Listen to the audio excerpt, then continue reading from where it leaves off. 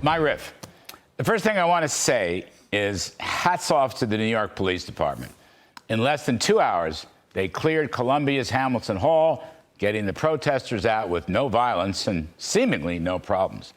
No one will forget the pictures of the emergency service unit going up a ramp, climbing through a window.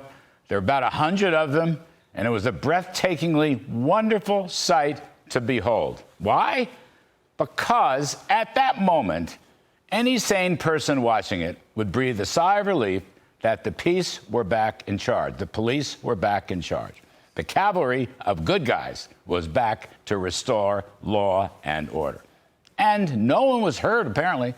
And then the tents were cleared, and then the protesters were cuffed, put on the police buses, and set off to jail. The thin blue line in New York City was back. One of the most welcome sights I have seen in many, many years, and giving us all some hope. The NYPD should hold its head high today. You know, folks, if politicians would support the cops, fund the cops, let them do their job, we would have peaceful and safe streets, schools, stores, businesses, and neighborhoods. And if you're anything like me, you went to bed last night feeling safer. And unfortunately, that feeling has been in very short supply in recent years. That brings me to my second point. I want to invite everyone to read today's New York Post editorial. It is entitled, "Whether It's Biden or Shafiq, De-Escalation Keeps on Failing."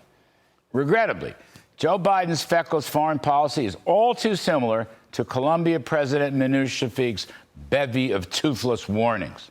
The editorial notes that Colombia started tough, initially bringing in the NYPD, suspending students. But then Colombia reversed most of the suspensions, let protesters build an even larger second encampment, and told students it wouldn't evict them again nor call in the cops. That is, and this is my word, appeasement. When you're dealing with adversaries, in this case an anti-Semitic and anti-American student mob, you cannot appease, ever. The toothless warnings, the weak dialogue, postponed deadlines, none of it worked. Then the New York Post moves on to Joe Biden. And I quote, "Biden has spent more than 3 years de-escalating with Iran, dropping Trump-era sanctions, paying huge bribes for hostage release, begging Tehran to re-enter the Obama nuclear deal," end quote. The New York Post points out that Biden's escalation phobia emboldened Russia to go into Ukraine, emboldened Iran to back the horrific October 7 terror attacks on Israel, emboldened Hamas itself, as well as Hezbollah and Houthis, then emboldened Iran's missile attack on Israel, and on and on. De-escalation has become a modern synonym for appeasement.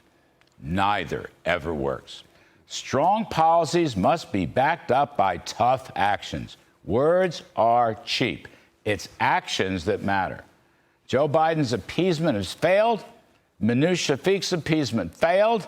And by the way, contrast her weakness and the collapse of Columbia University with the strong, tough actions taken by the universities of Florida and Texas, and the strong governors Ron DeSantis and Greg Abbott backing up tough college administrators.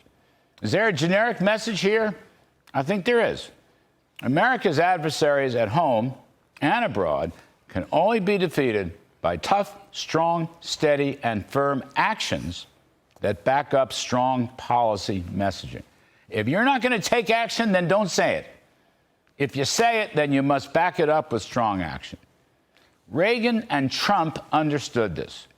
Carter, Obama, and Biden did not. And I think that's a lesson worth learning. And that's the riff tonight.